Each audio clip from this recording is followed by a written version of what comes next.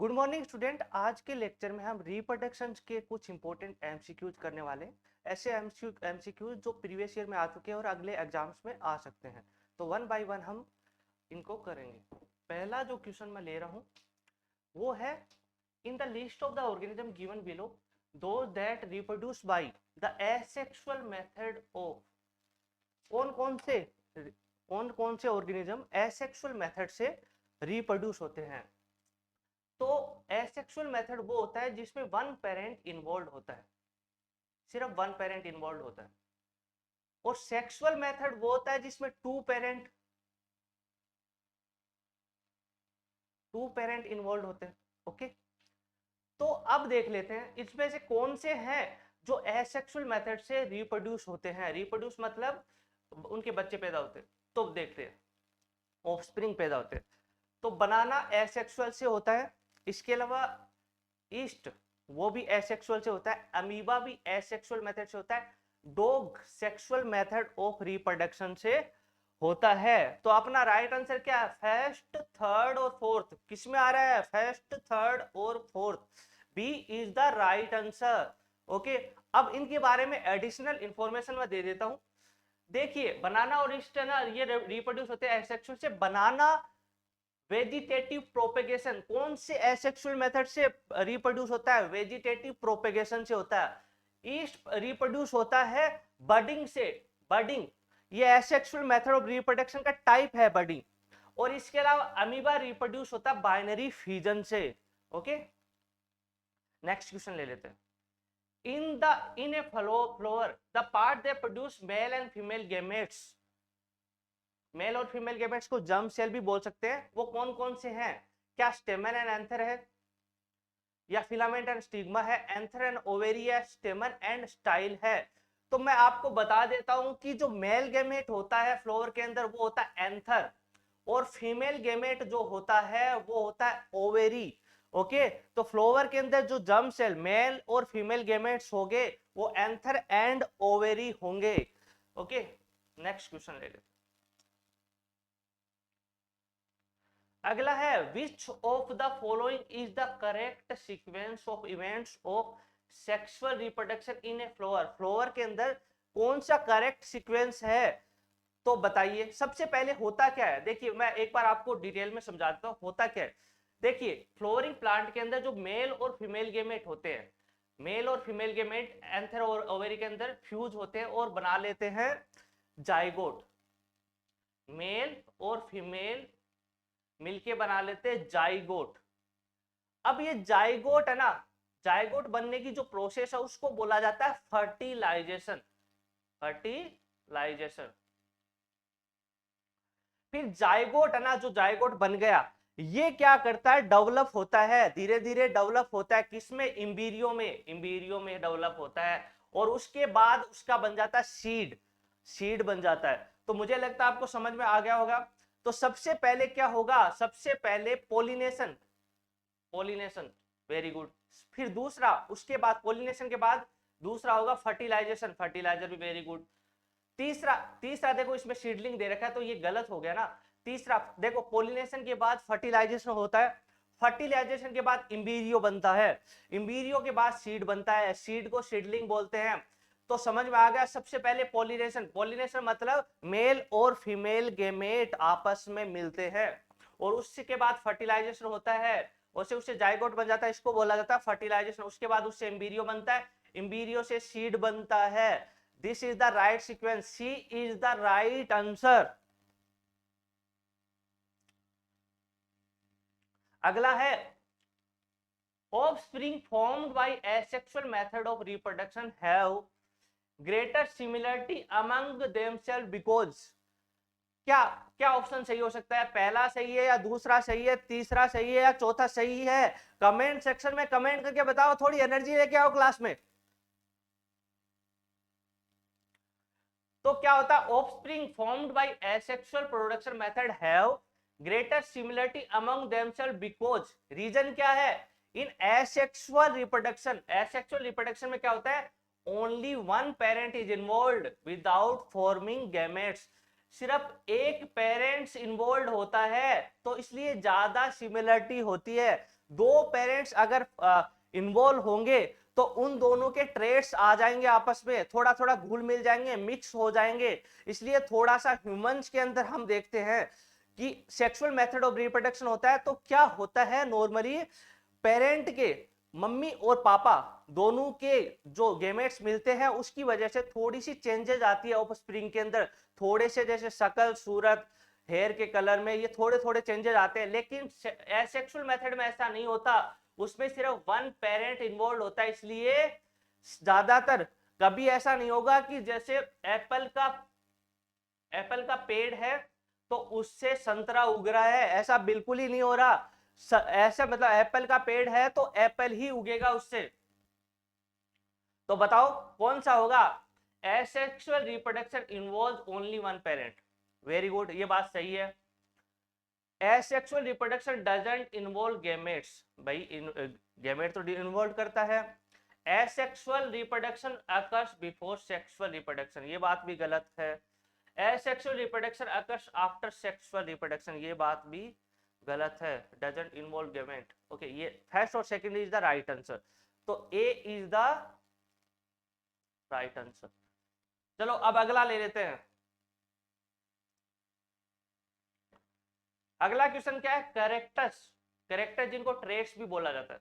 अब ट्रेट्स क्या होते हैं भाई? किसी की आंखों का कलर क्या होगा, वो ट्रेट होता है। बालों का कलर क्या होगा, वो भी ट्रेट होता है। किसी की स्किन का कलर कैसा होता है, वो भी ट्रेट होता है।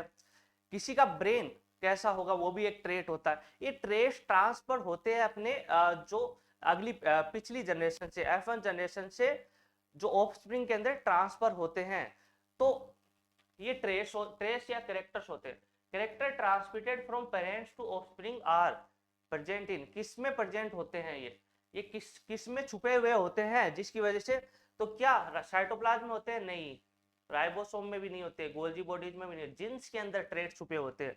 तो genes is the responsible for transmitting of traits. तो genes is the main thing, मतलब जीन्स से ही ट्रांसमिट होता है ट्रेट्स। और जीन्स कहाँ प्रेजेंट होते हैं भाई? जीन्स प्रेजेंट होते हैं क्रोमोसोम के अंदर। क्रोमोसोम के अंदर अगर कोई पूछ लिया जाए कि जीन्स कहाँ प्रेजेंट होते हैं, तो क्रोमोसोम के अंदर, क्रोमोसोम के अंदर जीन्स प्रेजेंट होते हैं। ओके, अगला क्वेश्चन ले लिया जाता है। Characters that are transmit, okay ये तो हो गया ना, चलो देख लेते हैं। ये नहीं हुआ। Character that are transmitted from parents to offspring during reproduction. Reproduction में जो कैरेक्टर ट्रांसमिट होते हैं, जो ट्रेस ट्रांसमिट होते हैं, वो क्या करते हैं? सिमिलरिटी दिखाते हैं भाई पेरेंट के साथ। Only variation with parents, both similarity और वेरिएशन विद पेरेंट्स, और नीदर सिमिलरिटी नॉर वेरिएशन। क्या आंसर होगा? एक्सप्लेन कर देता हूं फिर आंसर पे आते हैं। Character that are transmitted from parents to offspring during sexual reproduction show both similarities and variation with parents. Parents के साथ सिमिलरिटीज भी दिखाते हैं और वेरिएशन भी दिखाते हैं। वेरिएशन मतलब जैसे तुम्हारे पापा का जैसे बालों का कलर मान लो ब्लैक है और मम्मी के बालों का कलर भूरा है, तो हो सकता है बच्चे के अंदर जो जीन्स ट्रांसमिट हुए, ओके, जीन्स किस में प्रेजेंट होता है? क्रोमोसोम के अंदर। तो जीन्स जो ट्रांसमिट हुए उसमें हो सकता है थोड़ा सा मिक्स हो गया और बीच का कलर आ गया तुम्हारे बालों का कलर। तो ये क्या होते हैं? थोड़ा बहुत वेरिएशन हो जाता है, थोड़ा बहुत वेरिएशन हो जाता है, थोड़े बहुत चेंजेस आ जाते हैं, जैसे पेरेंट्स से बच्चे के अंदर। सिमिलरिटीज भी दिखा सकते हैं। तुमने वो मूवी देखी होगी सूर्यवंशम, उसमें अमिताभ बच्चन का बेटा भी अमिताभ बच्चन था। तो ना देखो सिमिलरिटीज भी दिखाते हैं थोड़ा बहुत। चलो, तो कौन सा राइट आंसर है? Both similarities and variation with parents, C is the right answer. अगला क्वेश्चन ले लेते हैं।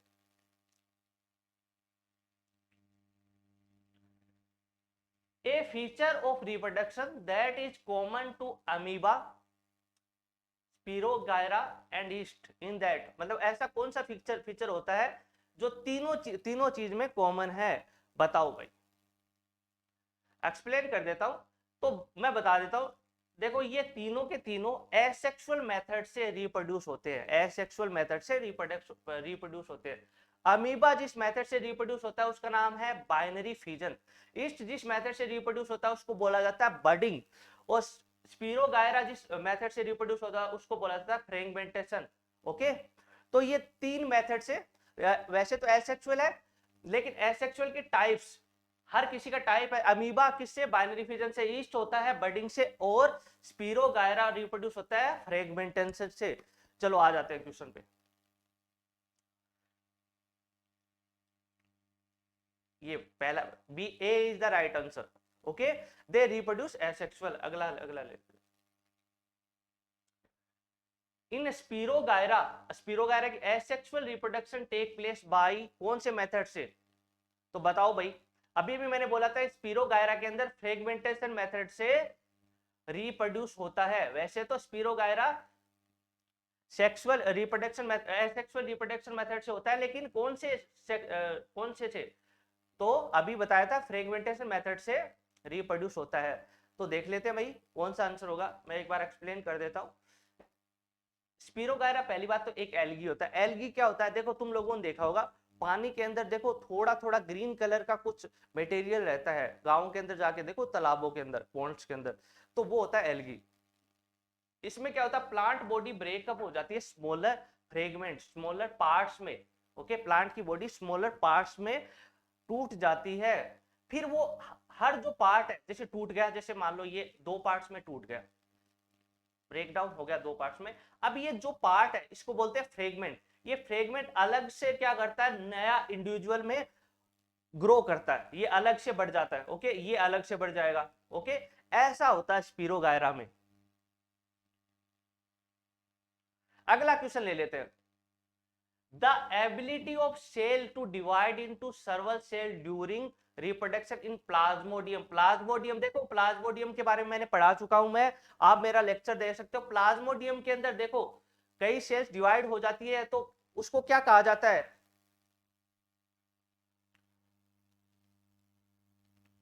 उसको कहा जाता है मल्टीपल फ्यूजन। उसको कहा जाता है मल्टीपल फ्यूजन। ओके, तो राइट आंसर कौन सा होगा? D is the right answer. Multiple fusion कहा जाता है। प्लाज्मोडियम में सेल को डिवाइड करने की जो क्षमता होती है उसको बोला जाता है मल्टीपल फ्यूजन। अगला क्वेश्चन ले लेते हैं।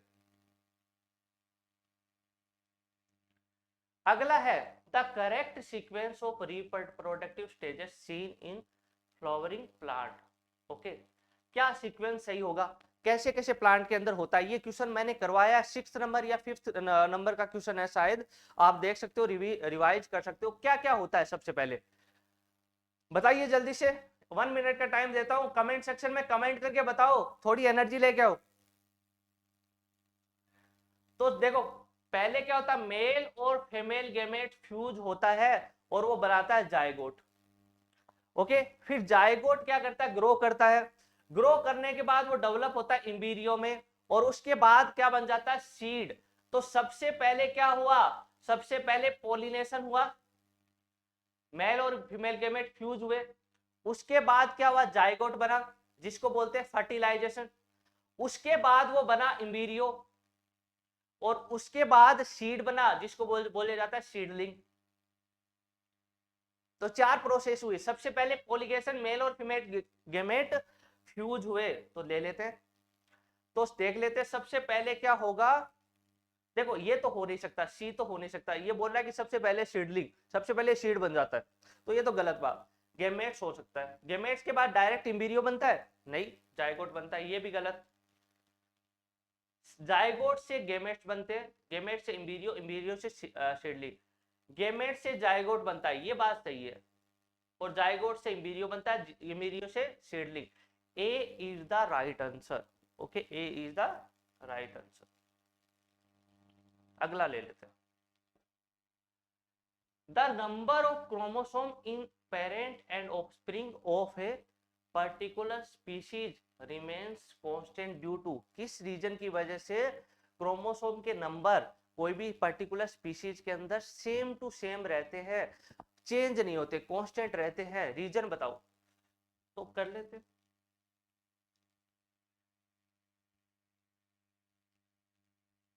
गेमेट, गेमेट के अंदर जो ना क्रोमोसोम होते हैं वो हाफ नंबर में होते हैं as compare to normal body cell की कंपैरिजन में। नॉर्मल बॉडी सेल की कंपैरिजन में गेमेट्स के अंदर जो क्रोमोसोम होते हैं वो हाफ होते हैं। ओके। रिडक्शन डिवीजन जिसको मियोसिस भी बोला जाता है वो होता है ड्यूरिंग गैमेट फॉर्मेशन। ओके, मतलब रिडक्शन डिवीजन किसको बोला जाता है? मियोसिस एक प्रोसेस होती है, उसमें क्या होती है, सेल्स डिवाइड हो जाती है 2 पार्ट्स में। ओके, और फिर क्या बनता है? गैमेट बनता है,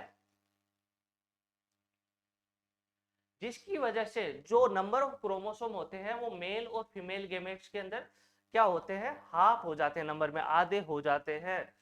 the original chromosome number, original जितने रहते हैं जो पेरेंट के अंदर, वो क्या हो जाता है? रिस्टोर होते हैं after fertilisation in sexual reproduction. तो बताओ भाई क्या आंसर होगा? क्या आंसर होगा? 1 मिनट का टाइम है, एक्सप्लेन भी कर दिया, बताओ आंसर क्या होगा?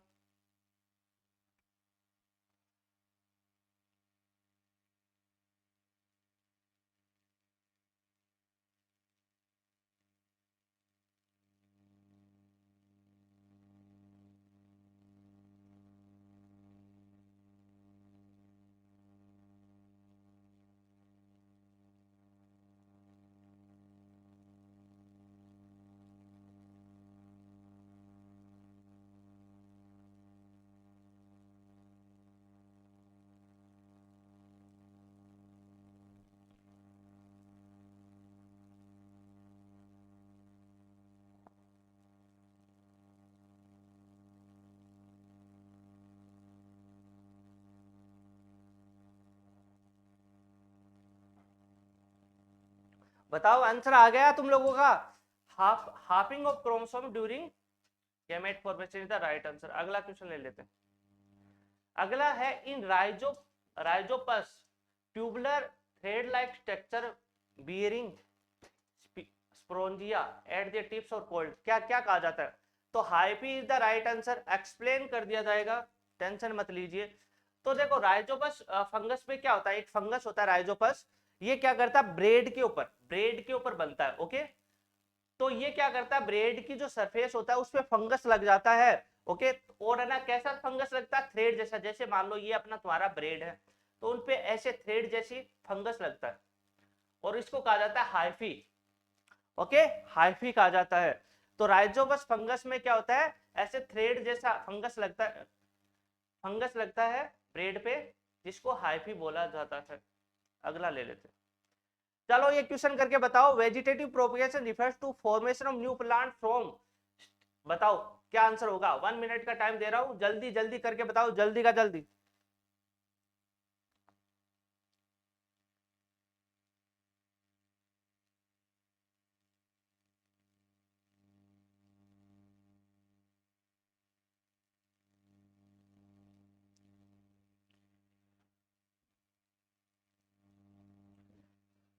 वेजिटेटिव प्रोपगेशन होता क्या है? वेजिटेटिव प्रोपेगेशन ये होता है कि भाई नया प्लांट बनता है। कौन से पार्ट से? कौन से पार्ट से बनता है? कोई भी जैसे पौधा है, कोई भी प्लांट, उसके स्टेम, रूट और लीव से मिलके बनता है नया नया प्लांट। चलो अब अगला क्वेश्चन ले लेते हैं। देखो in the vegetative propagation, vegetative part of the plant, plant के वो पार्ट जो वेजिटेटिव होते हैं, जैसे स्टेम, रूट और लीव से नया प्लांट बनता है। अगला, factors responsible for the rapid spread of bread mould on slices of bread are called. बताओ भाई, 1 मिनट का टाइम दे रहा हूं, जल्दी से करके बताओ। कमेंट सेक्शन में कमेंट करो कौन सा आंसर आएगा, जल्दी करके बताओ।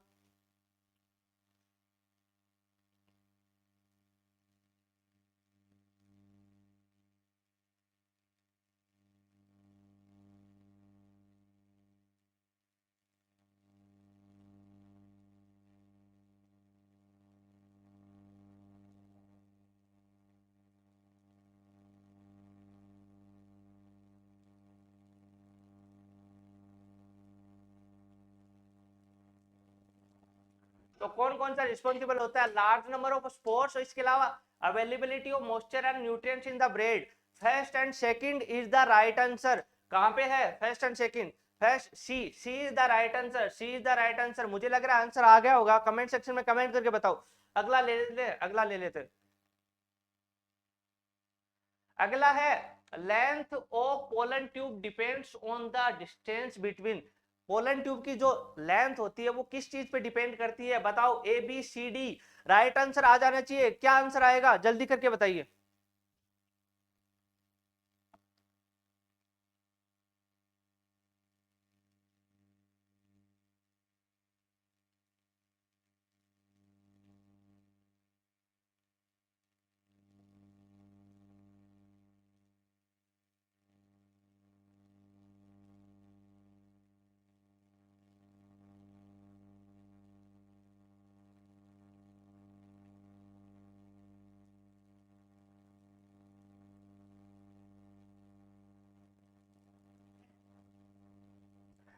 तो length of pollen tube depend करती है पोलन ग्रेन पे डिपेंड करती है और अपर पार्ट ऑफ स्टिग्मा इस चीज पे डिपेंड करती है, length of pollen tube.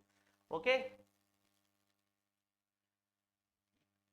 Depend करती है distance between pollen grain on upper surface of stigma and Oval, इस चीज पे डिपेंड करती है। आज की क्लास में हम इतना ही करेंगे, आगे के क्वेश्चंस मैं लेके आता रहूंगा, ऐसे ही ये लेक्चर्स चलते रहेंगे। सारे के सारे चैप्टर्स फर्स्ट से लेके जितने भी चैप्टर है अपने साइंस के अंदर सबके एमसीक्यूज करवाए जाएंगे, ऐसे क्वेश्चन करवाए जाएंगे जो प्रीवियस ईयर में कई बार रिपीट हो चुके हैं और थोड़ा जल्दी करवाए जाएंगे क्योंकि एग्जाम अपना आने वाला है। मैंने सुना है कि 5 मार्च से है शायद एग्जाम मार्च सीबीएसई का, तो उससे पहले पहले सारा सिलेबस कवर कर लिया जाएगा। मेरी आपसे रिक्वेस्ट है कि एग्जाम से पहले ये जो मैं क्वेश्चंस करवा रहा हूँ प्रीवियस ईयर के हैं, इंपॉर्टेंट क्वेश्चंस है, इनको एक बार कंप्लीटली रिवाइज कर ले, इससे तुम्हें आने वाले एग्जाम में बड़ी ही हेल्प मिलने वाली है। Thank you very much.